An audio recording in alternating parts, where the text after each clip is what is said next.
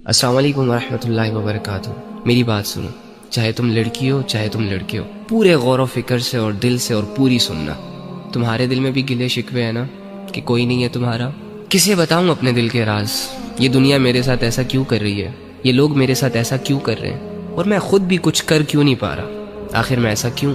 جب انسان دنیا کی زندگی کو ہی سب کچھ سمجھ لیتا ہے نا، تو واللہ ہی وہ اس سٹیج پر چلا جاتا ہے کہ دنیا کی زندگی اسے سمجھ نہیں آتی۔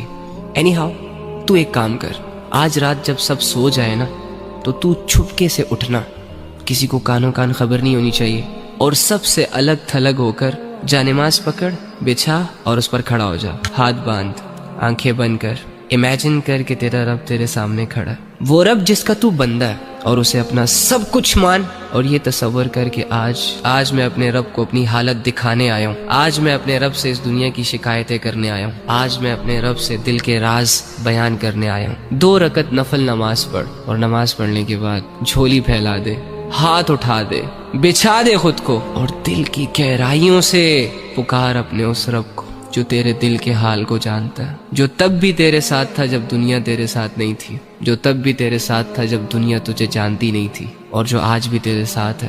وہ اکیلا کافی ہے تجھے سنبھالنے کے لیے۔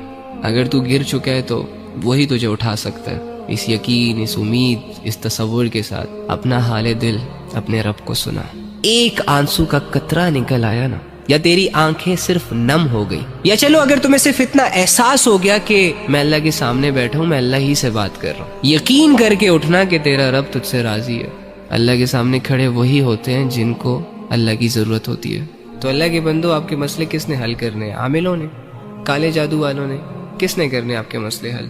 اللہ نے کرنے ہیں نا۔ تو اللہ کہاں ہے؟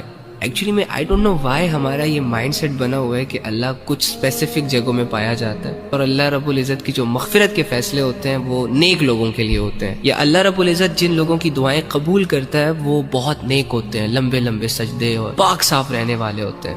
ہاں ٹھیک ہے، ان کا اپنا درجہ ہے، لیکن اس کا یہ مطلب بھی تو نہیں ہے نا کہ ایک عام انسان اللہ تک پہنچ نہ سکے، ایک عام انسان اپنے دل کی بات اللہ کو نہ کہہ سکے اور اللہ رب العزت کو اپنی طرف متوجہ نہ کر سکے۔ وہ کہتے ہیں کہ کوئی کعبے سے خالی ہاتھ لوٹ آیا تو کوئی گھر بیٹھے خدا کو پا گیا۔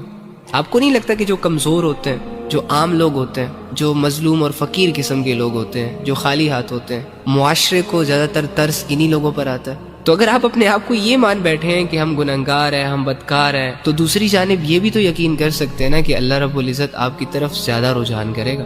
اللہ کے بندو، اللہ کہہ رہے میں تمہارے شارک کے بھی قریب ہوں۔ اس اللہ سے اپنے مسئلے حل کرواؤ جو اللہ ساری زبانوں کو سمجھتا ہے، جو اللہ دل کے حال کو جانتا ہے۔